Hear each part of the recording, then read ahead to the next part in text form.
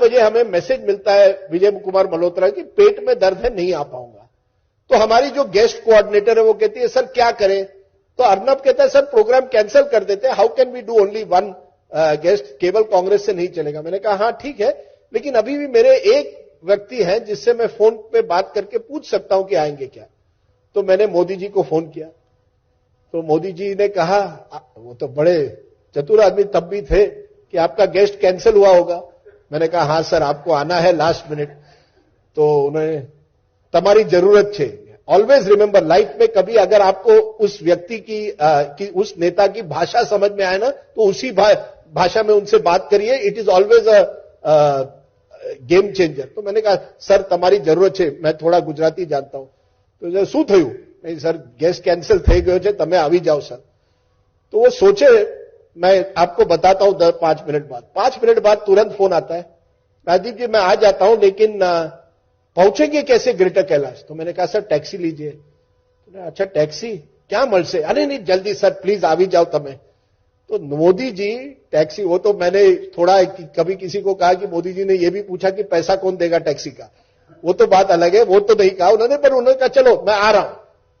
मोदी जी उस टाइम 9:55 पर दौड़ते हुए आते हैं, राजदीप जी आ गया, मैं आ गया, एक तरह से बिल्कुल। और उनकी हमेशा ड्रेसिंग तब भी white kurta, white perfect dress करके आते हैं और टॉपिक पर बहुत अच्छी तरह से बोलते हैं।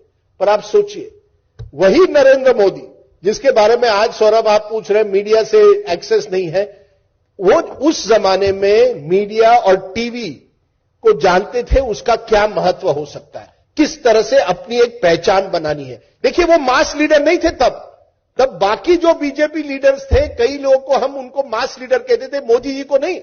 बिकॉज मोदी जी उस जमाने में पटेल डोमिनेटेड गुजराती पॉलिटिक्स में एक तरह से ओबीसी नेता की तरह जाने जाते थे। मुझे अभी भी याद है 1995 में जब बीजेपी पहली बार गुजरात में जीती थी, छोटा सा ऑफिस था उनका कानपुर में, मोदी जी बाहर बैठे थे, खाकरा खा रहे थे, बड़े नेता बीजेपी के शंकर सिंह वाघेला, केशुभाई पटेल, सुरेश मेहता अंदर की रूम में बैठे, और मैं मोदी जी के साथ बाहर बैठा हूं। मैं नरेंद्र भाई को कहता हूं, क्योंकि उनका काफी योगदान था उस विक्ट्री में, उन्होंने बिल्कुल मैनेजमेंट उस विक्ट्री की थी। वो मुझे कहते हैं नहीं वो बड़े, उनको बैठने दीजिए, मैं यहां हूं। उनको बुलाया नहीं गया था उस मीटिंग में। आप सोचिए, अब यही है ना, 1987 में मोदी जी पहली बार एक तरह से अपनी एक पहचान बनाते। 87 में म्युनिसिपल इलेक्शन होता है अहमदाबाद में, और वो क्या करते हैं, हर गली नुक्कड़ में जाकर पोस्टर्स देख रहे हैं कि पोस्टर लगे हुए हैं कि नहीं सब बीजेपी कैंडिडेट्स के, और वो स्कूटर के पीछे बैठे हुए हैं।